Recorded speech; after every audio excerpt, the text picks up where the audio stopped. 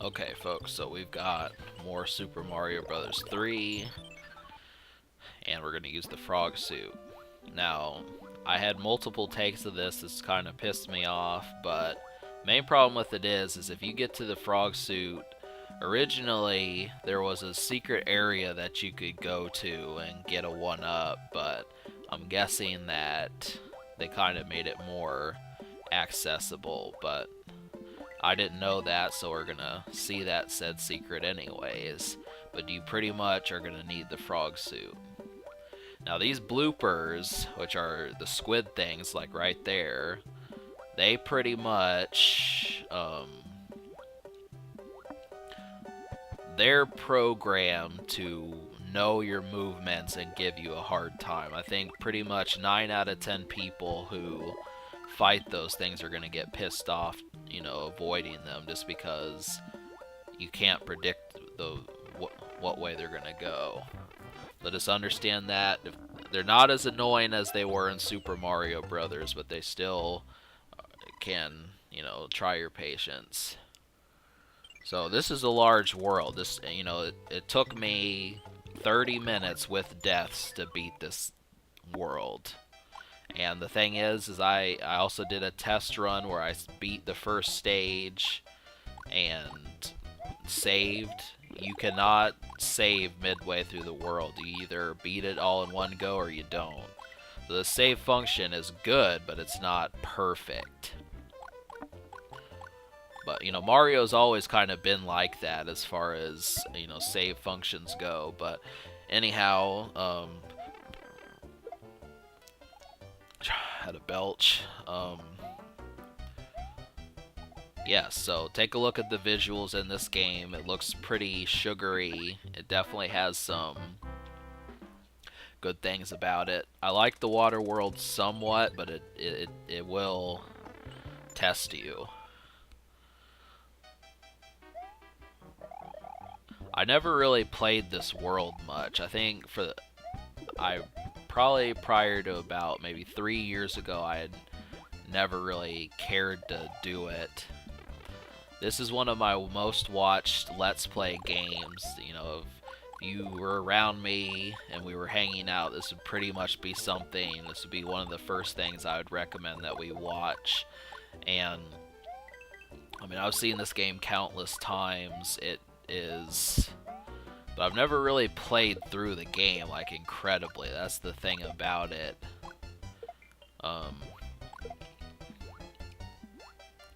Something else I was gonna say, but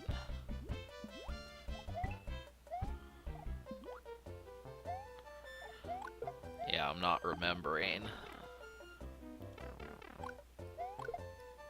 This world, when I saw the whole of this game, I was like, yeah, I kind of remember this, but then at the same time I didn't. It was kind of a surprise to watch this game be beaten.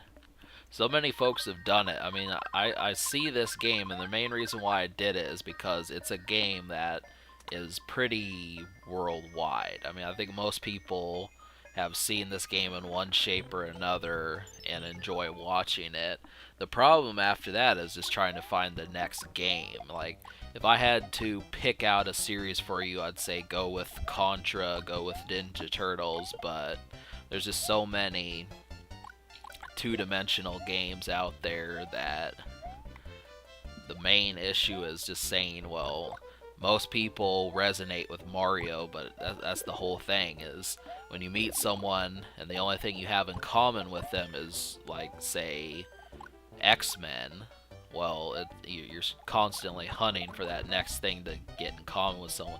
It's really frustrating. I've always hated that, but I'm here to do it, and I'm gonna show you some things that should speak volume in what they are.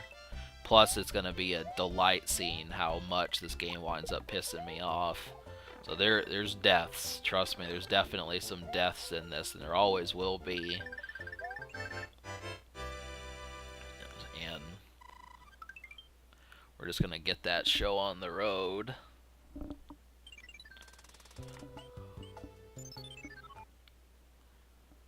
But this, a stage in this world that pissed me off was the second fortress.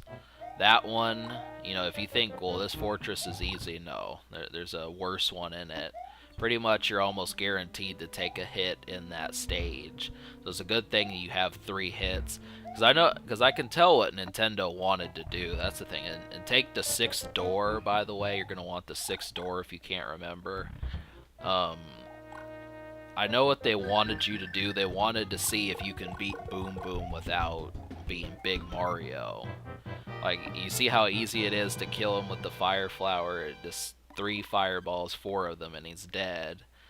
And the main thing is it's like, well, can you beat him with only, you know, if you both... I'm trying to think of the word. If it's like a real do or die situation, it's supposed to captivate you further. I don't like this said scenario, to put it bluntly. I really don't. I actually try to avoid things like that, but, you know, I'm pretty much probably not going to attack Boom Boom without being grown-up Mario, just because you're pretty much going to have to go through the whole fortress again. So, and, you know, if you take hits in the same place, it's just like, you know, fuck it. I'm gonna die yet again. So these are just things. It's just conditioning is what this game is. But, you know, if you look at the world, look at the spots on those hills. It's really attractive. Definitely shows, you know, Nintendo's imagination. They've got a pretty creative one. Lakitu shows up.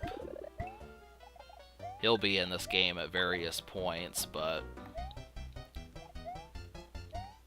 I do like it. You know, I do not think I could have come up with some different creativity, and it's just one of those things, you know. It's a reason why Nintendo is Nintendo. But more water stages. So these jellyfish do not add to the difficulty. The only thing you're going to notice is just if they get in between you and an enemy, they will. So, like, just there. And of course, I can't go back and get the power up, and that pissed me off. I just want you to know. But I do like the music in this stage. It's pretty good serenade right here.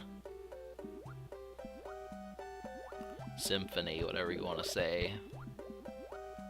We get our fire flower, and this is the key to this world. I just want you to know, if you have multitudes of this is probably the world next to the ice world that this thing is going to come the most in handy.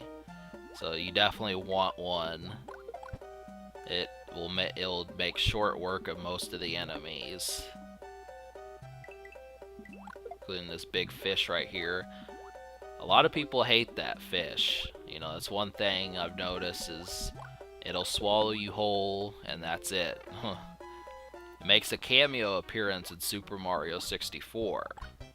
Some of these things. Which is kind of one thing about the 3D Marios, is the creativity that those games had is different from the two-dimensional ones. Like